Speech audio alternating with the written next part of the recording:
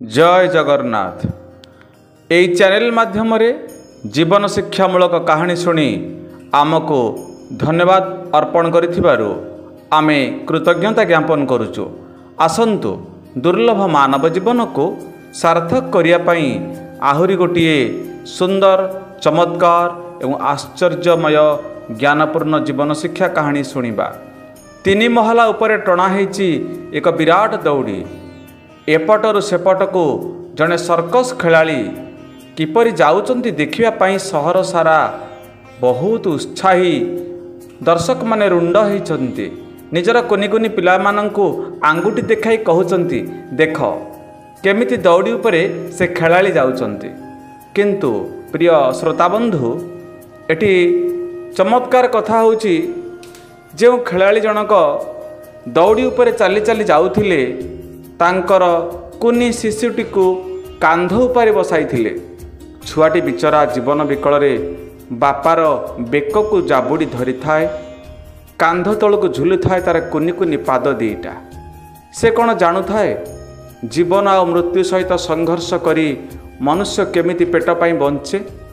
तेबे तले एक सुंदर मंच होईची, लोक चाहूचंती बाजा बाजुची, करताली दिया होउची, हुइसिल मरा होउची। किंतु एक लक्ष्य से खेलाड़ी जनक पाद को भारसाम्य रखी पिलाटी को कांधरे बसाई तीन महला उच्चतार प्राय 30 फुट उच्चतार ए कोठारू आर कोठा को जाउचंती। तेबे प्रिय श्रोता बंधु गला बेले तो तले केते ताली बाजुची, केते हुइसिल बाजुची, बाहा बाहा करा होउची, उत्साहित करा होउची। सेथि प्रति तांकर ध्यान नाही। लक्ष्य अछि भगवान को उपरे, भरोसा अछि निज पाद उपरे, निज साधना उपरे। तेबे जा हो ए कोठारू आर कोठा को से दौड़ी माध्यम चली चली पार हो गले। किंतु मजा कथा होउची जेतेबेले से तल को ओल्हेले मंचर तांको सहित सेल्फी नापाई केते जे दर्शक आसी पहुँची गले, केते उत्साही युवक माने पहुँची गले, केते पत्रकार समस्त आसी पहुँची गले। किंतु जड़े सांबादिक तांको सहित साक्षात पचारे भाई आपण केते निर्भीक भाव केते सुंदर भाव आपण पार होकि जापे, केते आत्मविश्वास सहित केमिति एमिति संभव है। आपण केते दिन है एमती दौड़ी उपरे गोटे पादर पकई पकई जीवार अभ्यास करुले टे कहे आमको। से खेलाड़ी जनक कहले भाई ये जीवनर साधनार सिद्धि यह सत्य। अभ्यास बल मनुष्य कठोर कार्य को मध्य सफल करि पारे। जहाँ दुनिया असंभव कहे ताहा संभव हो पारे। किंतु मोर गोटे प्रश्न, एइठु गल्पर प्रकृत स्वाद आपण माने पाइबे। मु जो दौड़ीटी को तीन महलार एपटू सेपटू को पार करके जाई पारली चाली चाली, अच्छा मु आउ थरे जाई पारी बोली आपण मानकर विश्वास। समस्त कहले हाँ भाई आउ गोटे शो हो जाऊ, निश्चित भाव में आपड़ जापर। आम विश्वास करूँ तुम चलवा शैली आम देखिकी विश्वास करूँ निश्चित जापर। अच्छा केवल मु नुहे गोटे छुआ को कांधे बसैकी जावा ये तो आहरी रिस्क।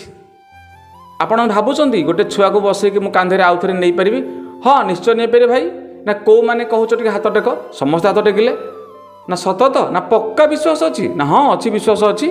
आमे भाई लक्ष लक्ष टाँग कहले बाजी लगे देबू, निश्चित आमर विश्वास तमें 30 फुट उच्चतार गोटे दौड़ी पादरे चली चली आर फुट जापर। पुणी कांधरे गोटे शिशु को बसा तुम छुआ तो तुम पाखे केते खुशी नाचुची, पिला को केते बेलून दिखाई आउ केते चॉकलेट दिले दर्शक मैंने। आ तो बाबा केते सुंदर सर्कस देखौचंती।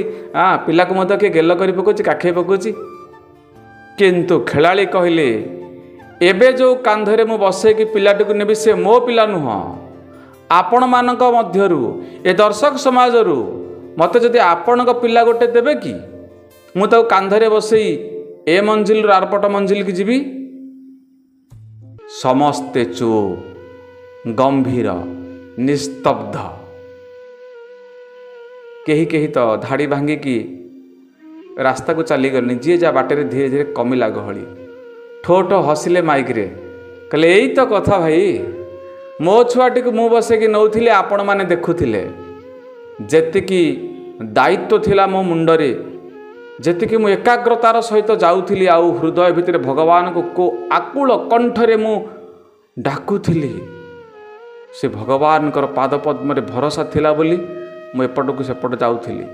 ନଚେତ୍ ଗୋଟେ ଦଉଡ଼ି ଉପରେ ଚାଲିକି ଯିବା କେତେ କଷ୍ଟ, ଯିଏ ସାଧନା କରିଛି ସେ ଜାଣିଛି। କିନ୍ତୁ ଆପଣମାନେ ନିଜ ଛୁଆକୁ ମୋ କାନ୍ଧରେ ବସାଇବାକୁ କେହି ବି ରାଜି ନୁହଁ। ତା କାରଣ ହେଉଛି ମୋ ଉପରେ ଆପଣଙ୍କର ବିଶ୍ୱାସ ଅଛି। ହଁ ମୁଁ ନେଇପାରିବି, କିନ୍ତୁ 100% ବିଶ୍ୱାସ ନାହିଁ, କେଉଁଠି ନା କେଉଁଠି କମି ରହିଯାଇଛି।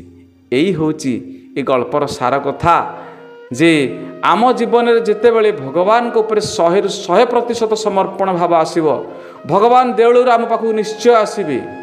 ସମସ୍ୟାର ସମାଧାନ ସେ କାହାକୁ ବ୍ୟକ୍ତି ମାଧ୍ୟମରେ ହେଇପାରେ, ଯନ୍ତ୍ର ମାଧ୍ୟମରେ ହେଇପାରେ, କାହା ମାଧ୍ୟମରେ ହେଉ ବା ନିଜେ ପ୍ରତ୍ୟକ୍ଷ ରୂପରେ ହେଉ, ଆମର ନିଶ୍ଚିତ ସହାୟତା କରିବେ, ଆମ ସମାଧାନ ନିଶ୍ଚିତ ହୋଇପାରିବ। ତେଣୁ ଆପଣଙ୍କ ହୃଦୟରେ ଭଗବାନ ଶ୍ରୀ ଜଗନ୍ନାଥଙ୍କ ପାଦପଦ୍ମ ପ୍ରତି ଭରସା ଓ ଆସ୍ଥା ଆସୁ। ଏହି ହେଉଛି ଆଜି ଗଳ୍ପର ଉଦ୍ଦେଶ୍ୟ। ଧନ୍ୟବାଦ। ଜୟ ଜଗନ୍ନାଥ।